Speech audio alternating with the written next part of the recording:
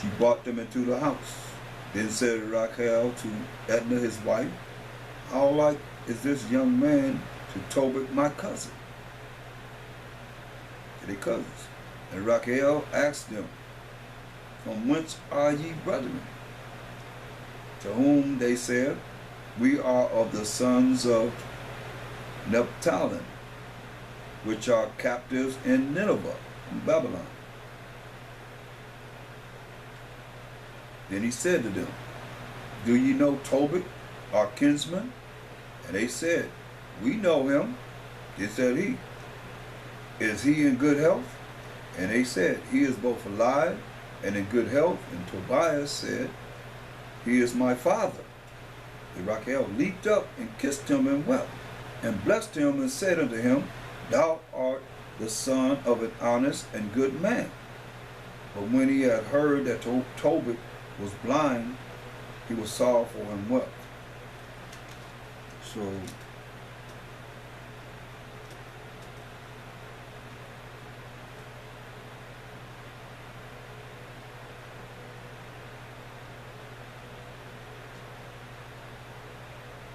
and likewise Edna his wife and Sarah his daughter wept. They started crying.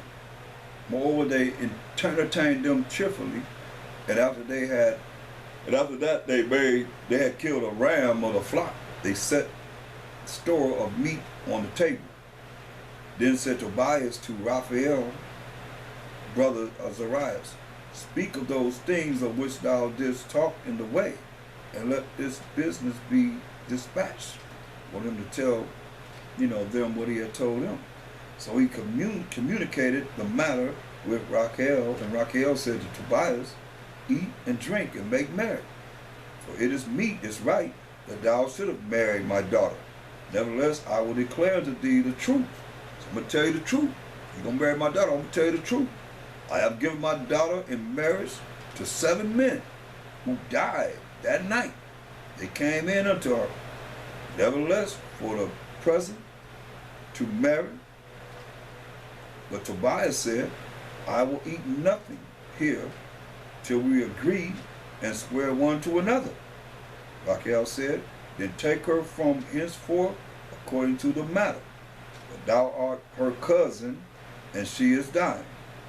And the merciful Most High give you good success in all things. And he called his daughter Sarah, and she came to her father, and he took her by the hand and gave her to be wife to Tobias, saying, behold, take her after the law of Moses, and lead her away to thy father. And he blessed them, and called Edna his wife, and took paper, and did write an instrument of covenants, and sealed it, the contract to give to him. Then they began to eat. After Rachel called his wife Edna, and said unto her sister, prepare another chamber, and bring her in thither.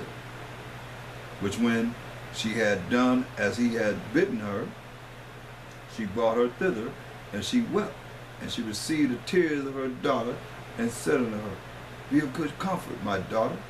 The Most High of heaven and earth give thee joy for this thy sorrow. Be of good comfort, my daughter.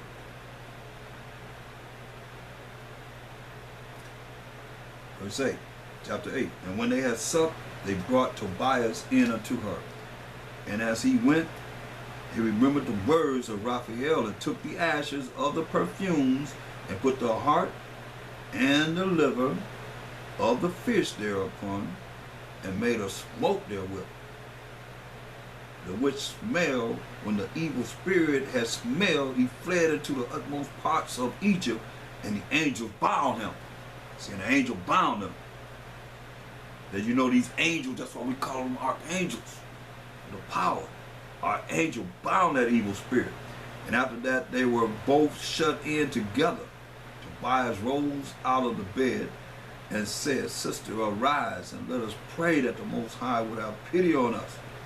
Then began Tobias to say, blessed art thou, O Most High of our fathers. What is he saying? Blessed are thou, O Most High, the power of Abraham, Isaac, and Jacob. That's the name, Most High's name forever. and blessed is thy holy and glorious name forever. Let the heavens bless thee and all thy creatures. Thou made of Adam and gave him Eve, his wife, for an helper. See? Thou made of Adam and gave him Eve, his wife, for an helper and a stay. Eve was made to help Adam and to stay. And of them came mankind. We all come from Shem, Ham, and Japheth, Noah's sons, who was descendant of Adam.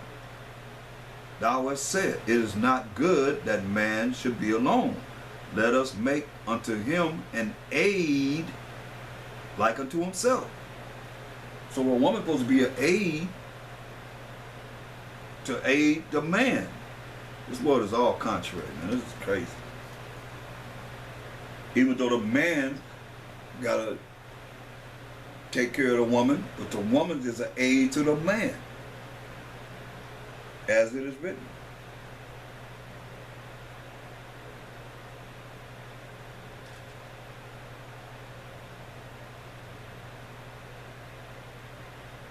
Verse 7, and now, O Most High, I take not this my sister for lust, because I'm lusting after her, but uprightly.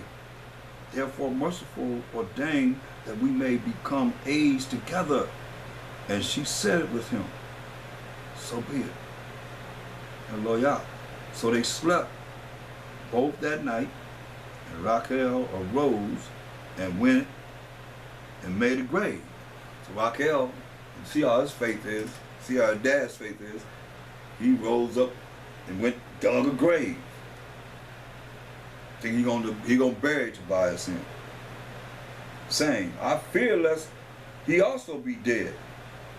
But when Rachel was coming to his house, he said unto his wife Edna, send one of the maids, and let us see whether he be alive. If he be not, that we may bury him, and no man know it.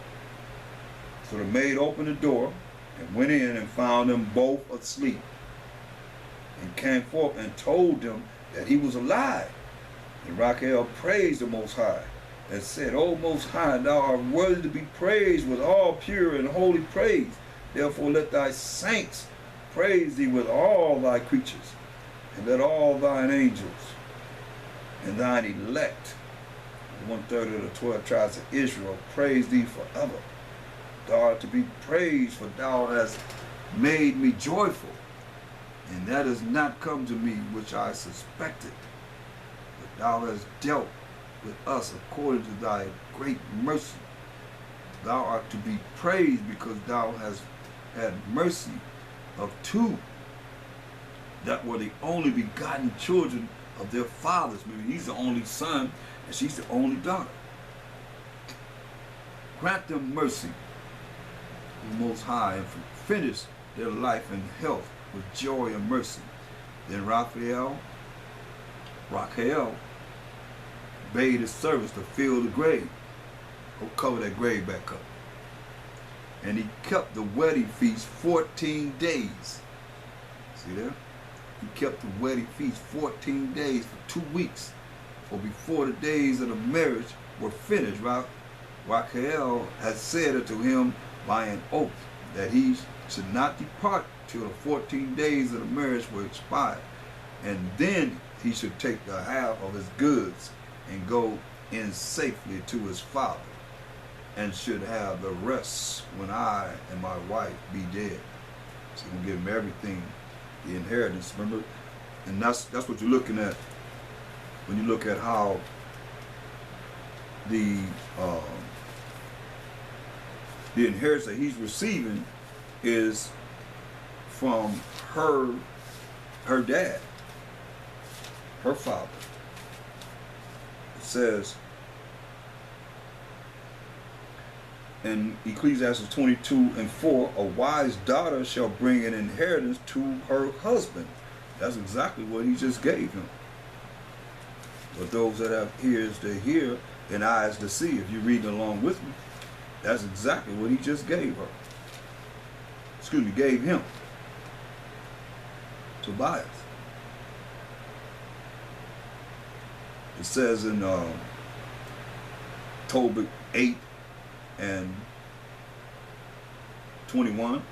And then he should take the half of his goods and go in safety to his father, and should have the rest when I and my wife be dead. Verse 24, before the days of the marriage were finished, Rachel, that's the 14 days, Rachel had said unto him by an oath that he should not depart till the 14 days of the marriage were expired.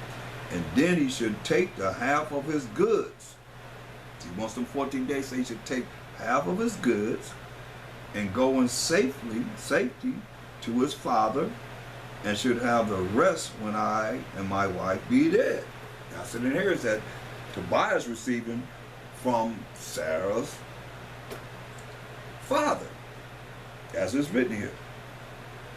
Verse 4 of Ecclesiasticus 22. A wise daughter shall bring an inheritance to her husband, as we just read. But she that liveth dishonestly is her father's heaviness. Look at Ecclesiastes 26. Ecclesiastes 26. And verse 10. If thy daughter be shameless, keep her in straitly, lest she abuse herself through over much liberty. So you gotta check her. You gotta make sure you keep an eye on her. That's why I say keep her in straitly. Straitly was meaning what? Keeping her butt under these laws, such commandments of the Most High. And the Most High's laws are not grievous. If she's shameless, wild, want to be loose, like verse 9 says, the whoredom of a woman may be known in her haughty looks and eyelids. You gotta keep an eye on her so she don't end up being like a whorish woman. If that daughter be shameless, keep her in straitly, lest she abuse herself through overmuch liberty, meaning allowing her to do whatever she want to do. Watch over an impudent eye, and marvel not if she trespass against thee. Don't be thinking of something that's not already written. You're supposed to know that she trespass against thee. It says, she will open her mouth as a thirsty traveler when he has found a fountain, and drink of every water nearby. Wow. Man. By every hedge will she sit down, and open her quiver against every arrow. Wow. That's a deep scripture right there. It's pretty, let you know what a woman be doing sexually. She will open her mouth as a thirsty traveler when he have found a fountain, and drink of every water nearby.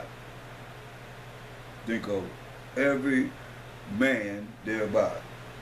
By every hedge will she sit down, and open her quiver against every arrow. The arrow is straight, and her quiver is her vagina opening up to every arrow. The grace of a wife delighteth her husband, and her discretion will fatten his bones. So I just wanted to go to 12, because we're looking at this wicked woman.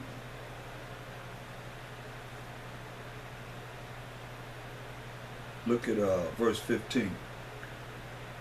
A shamefaced and faithful woman is a double grace, and her countenance mind cannot be valued. You see, this shameless woman is something else.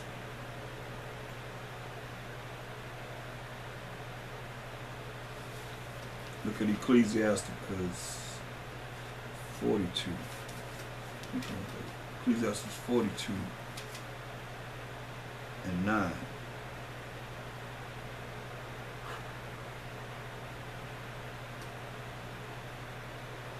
Ecclesiasticus 42 and 9. The father waketh for the daughter when no man knoweth, and the care for her taketh away sleep. You know. That's why I say you gotta put her in straight. You be concerned, the father be concerned about their daughter. When she is young, let she pass away the flower of her age, start having her cycles, she come of age, and being married, that she should be hated. In her virginity, lest she should be defiled and gotten with child in her father's house. And how many of this happened to? Young girls getting pregnant and end up in their father's house. And having a husband, lest she should misbehave herself, and when she is married, lest she should be barren, not have any children. Keep a sure watch over a shameless daughter. Gotta watch over him, he's saying. Lest she make thee a laughing stock to thine enemies, and a byword in the city. Oh yeah, that's him over there. His daughter did this and did that. She wild, she running wild. And a reproach among the people, a disgrace. You be a disgrace behind what your daughter is doing. And make thee ashamed before the multitude. You end up being ashamed. Behold not everybody's beauty, and sit not in the midst of women, it says. Men, you're supposed to be looking at everybody's beauty. And sit not in the midst of women, nor from garments cometh the moth, and from women wickedness. For from garments cometh the moth eat up the garment, and from women wickedness. Better is the churlishness of a man than a courteous woman.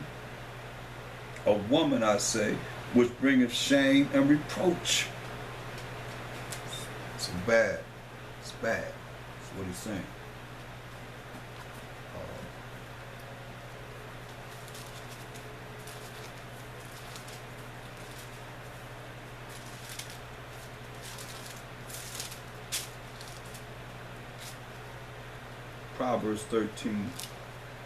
Proverbs 9 and 13. A foolish woman is clamorous. She is simple and knoweth nothing. That's why, you looking at, that's why, going back to Ecclesiasticus 22.